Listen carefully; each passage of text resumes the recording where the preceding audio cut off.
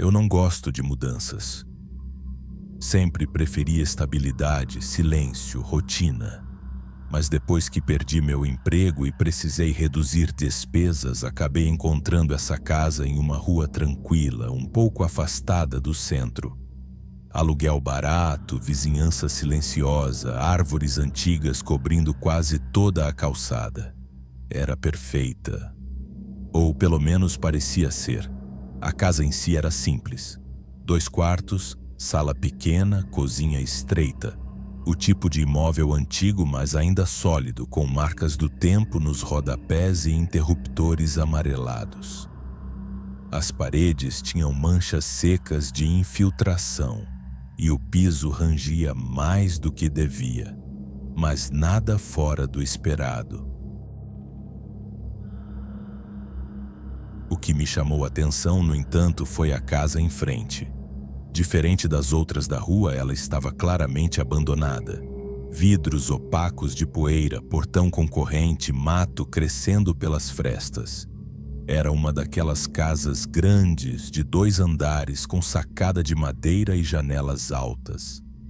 A janela do 2º andar dava direto para a minha sala. Na primeira noite, depois de organizar tudo, sentei no sofá com uma cerveja quente e fiquei encarando a casa da frente. Havia algo nela que me deixava inquieto. Um incômodo silencioso, como se ela estivesse observando. Eu ria de mim mesmo por pensar isso, claro, mas mesmo assim fechei as cortinas. Nos dias seguintes, tentei manter a rotina. Acordar cedo, procurar trabalho, enviar currículos, manter a mente ocupada. Mas sempre que eu passava pela janela, mesmo sem querer olhar, meus olhos iam direto para aquela do 2º andar. Era como se ela me puxasse, como se de alguma forma esperasse por mim. Na 4ª noite algo mudou. Eu estava terminando de escovar os dentes quando senti uma presença, como se alguém estivesse atrás de mim. Me virei rápido. Nada. Caminhei até a sala devagar, com as luzes apagadas. E então, quando olhei pela fresta da cortina, vi. Ali, parada atrás do vidro embaçado da casa abandonada, havia uma figura. Pequena, estática. Não dava para ver detalhes. Apenas o contorno de um rosto pálido, cabelos escuros e um sorriso. Não me movi, não respirei. Apenas fechei a cortina lentamente. Meu coração batia como se quisesse sair do peito. Fiquei ali, em silêncio, tentando encontrar uma explicação. Podia ser uma ilusão, um reflexo, uma sombra. Mas no fundo, eu sabia. Aquela menina estava me olhando. No dia seguinte, tentei esquecer. Tomei café, abri o notebook, revisei meu currículo. Mas a cada meia hora, meus olhos se voltavam sozinhos para a janela. Agora, mesmo de dia, parecia que ela estava lá. Invisível, mas presente. Como se o sorriso dela tivesse ficado impregnado na minha memória. Naquela noite, dormi mal. Acordava a cada 2 horas, suando, ouvindo barulhos que não sabia dizer se eram reais. Em um desses despertares, às 3h11, resolvi levantar e ir até a janela. A rua estava vazia. A casa em frente parecia morta. Mas a janela do 2º andar estava aberta. Nunca tinha visto ela aberta antes. Fiquei parado por vários minutos só observando, tentando entender. Tentando sentir se havia algo errado, ou se tudo estava apenas na minha cabeça. Quando voltei para a cama, deixei o celular gravando, só por precaução. E no dia seguinte vi. No vídeo, por volta das 3h28, a imagem começa a tremer levemente. Não há som, não há movimento aparente, mas algo muda. A luz da rua que entra pela minha janela escurece por um instante. Como se alguém ou alguma coisa estivesse parado ali olhando para dentro. O celular não captou nenhuma figura, mas nos últimos segundos, quando a imagem estabiliza, aparece algo novo, um reflexo. No vidro da minha estante, um sorriso, pequeno, delicado e idêntico ao da menina. Pausei o vídeo, revi várias vezes. Aquilo não podia estar ali. Eu estava sozinho. Sempre estive, mas o reflexo sorria, como se tivesse acabado de ser notado. Não consegui mais ficar em casa naquele dia. Saí sem rumo, andei por horas tentando racionalizar. Quando voltei ainda era dia, mas me recusei a olhar pela janela. Abaixei todas as cortinas, tranquei a porta e passei a noite no sofá com a luz acesa. Às 2h41, ouvi um barulho no andar de cima, um estalo, como madeira cedendo sob peso. Mas o barulho vinha da casa da frente. E então, às 2h43, o som se repetiu. Só que dessa vez, do meu teto. Na noite seguinte, o som não veio do teto. Ele veio de dentro da casa. Um leve arranhar, como se unhas pequenas deslizassem pelo interior da minha porta. Fiquei parado por minutos encarando a madeira. Depois me aproximei devagar, com o coração martelando no peito. A maçaneta estava fria, quase gelada. Abri a porta com lentidão, esperando ver algo no corredor. Mas não havia nada, só escuridão. E no chão, diante da porta, uma poça de água. Água limpa, recente. E pegadas pequenas indo em direção à janela.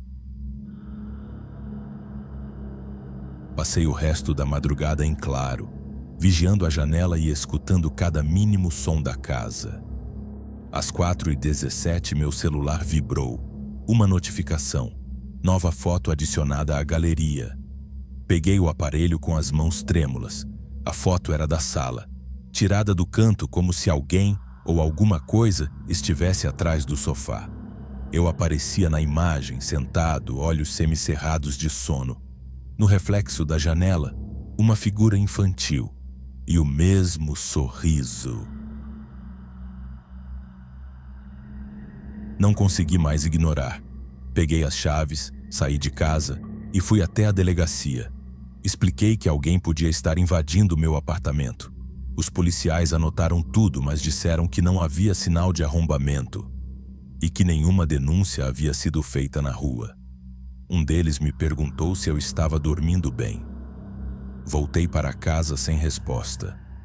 Ao entrar, encontrei a janela trancada, mas um pequeno risco havia sido deixado no vidro. Uma linha curva, um sorriso feito à unha. Naquela noite tentei resistir ao sono. Lutei até as pálpebras cederem. Sonhei com a menina. No sonho, ela estava sentada no parapeito da casa abandonada, as pernas balançando para fora. Me olhava sem piscar, como se esperasse algo de mim. E então, no sonho, ela falou: "Você me viu, agora precisa me ouvir." Acordei com uma batida forte na janela. 3 batidas, fortes, rítmicas. Fui até a sala com a lanterna do celular. Do outro lado da rua, a casa parecia ainda mais escura. A janela do segundo andar agora estava aberta de novo. No dia seguinte, tomei a decisão de investigar a casa da frente. Esperei o fim da tarde, quando o movimento da rua cessava, e pulei o pequeno portão enferrujado. O mato alto estalava sob meus pés, abafando meus passos. A porta da frente estava trancada com uma corrente, mas a lateral, ao lado da garagem, tinha a madeira apodrecida. Bastou empurrar. O cheiro lá dentro era indescritível. Poeira, mofo e algo doce, podre, adocicado como frutas velhas esquecidas em sacos de lixo. Andei em silêncio, com o celular iluminando o caminho. As paredes tinham marcas, riscos, como se alguém arranhasse a tinta repetidamente. Subi as escadas. Elas rangiam, mas pareciam segurar meu peso. Quando cheguei ao segundo andar, o ar estava mais frio. O corredor do andar de cima era estreito, forrado de quadros antigos, mas nenhum tinha imagem. Eram apenas molduras vazias, de todos os tamanhos, como se as figuras tivessem desaparecido com o tempo ou removidas por alguém. A porta da frente, aquela que eu via da minha janela, estava entreaberta. Empurrei com cuidado. O quarto era vazio, exceto por uma cadeira infantil no centro, e ao lado, uma boneca antiga, sem olhos. De dentro do armário semiaberto vinha um som baixo, constante, como uma canção de ninar, mas tocada de trás da parede. Me aproximei, e quando encostei a mão no armário, ouvi um estalo atrás de mim. Virei de imediato. A porta tinha se fechado sozinha. O corredor estava escuro agora, e bem ao fundo, o som de passos, leves, mas nítidos, como pés descalços sobre madeira velha. A boneca caiu da cadeira. Rolei os olhos de volta para o armário e agora havia uma inscrição na madeira. Ela vê no escuro. As letras pareciam riscadas com unha. Uma luz fraca escapava por trás do móvel. Inclinei o corpo tentando ver melhor. Atrás dele, uma rachadura na parede. Um buraco, como se alguém tivesse começado a escavar do outro lado. E ali dentro, um olho real, me observando. Dei um passo para trás, travei a respiração, mas o olho não piscava, não se mexia, só observava. Fugi da casa. Saí tropeçando pelas escadas sem olhar para trás. Atravessei a rua correndo e tranquei a porta com todas as trancas possíveis. Mas naquela noite, às 3h06, recebi outra notificação no celular. Uma foto, tirada da janela da frente. Eu parado na porta da minha casa, olhando para cima. E no segundo andar da casa abandonada, atrás do vidro, ela estava lá. A menina, sorrindo. E agora, com os olhos abertos. Na noite seguinte, decidi dormir com a televisão ligada. O som baixo de um programa qualquer me dava a sensação de que havia mais alguém comigo, mesmo que fosse mentira. Tranquei as portas, fechei todas as janelas e puxei as cortinas com força. Coloquei o celular virado para baixo e tentei dormir, mas o sono não veio. A cada estalo da madeira, meu corpo reagia com espasmos involuntários. Era como se, mesmo sem vê-la, eu soubesse que ela estava perto. Às 3h07, a luz da TV piscou. A imagem congelou por 2 segundos, e então, por uma fração de instante, apareceu o rosto dela. Não como se fosse parte do programa, mas como se estivesse por trás da tela, sorrindo. Os olhos fixos, quase um reflexo. Desliguei o aparelho com as mãos tremendo, mas mesmo com a tela apagada, ela ainda estava lá. Na superfície escura da TV desligada, refletida como um eco distorcido, a silhueta dela pairava, parada ao lado do sofá. Eu virei o rosto. Não havia ninguém ali. Mas no reflexo, ela permanecia. Sorri para mim como se dissesse: agora você me vê. Pulei do sofá, corri até a porta, mas a chave girava em falso. As trancas pareciam travadas. Fui até a cozinha, peguei uma faca, não porque achasse que pudesse usá-la, mas porque era o que meu instinto mandava. Me escondi atrás da bancada, respirando fundo, tentando pensar. O silêncio se prolongava, mas o medo não diminuía. Até que ouvi um sussurro, vindo da sala, da direção da TV. Você me viu. Agora é minha vez. Quando criei coragem para sair dali, a casa estava igual, intocada, silenciosa, nada fora do lugar. Caminhei até a sala devagar. O reflexo tinha desaparecido, mas no vidro da janela havia algo novo, uma marca de mão, pequena, interna, como se alguém tivesse tocado o vidro por dentro. Voltei para o quarto sem forças para pensar. Tranquei a porta e deitei, mas não consegui fechar os olhos, porque do outro lado da parede, na casa abandonada, havia luz, uma única luz vinda do quarto do segundo andar, tremeluzente e intermitente como uma vela, e atrás do vidro, ela estava lá, a menina, parada, imóvel, com os olhos fixos nos meus. Foi quando entendi. Ela não queria que eu a visse por acaso. Ela queria ser vista, observada, reconhecida. E quanto mais atenção eu dava, mais ela aparecia.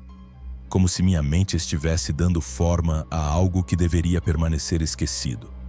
Aquela casa, aquele sorriso, aquela presença, não eram apenas manifestações de algo antigo.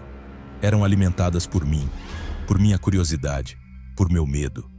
Eu era a janela, e agora ela estava dentro.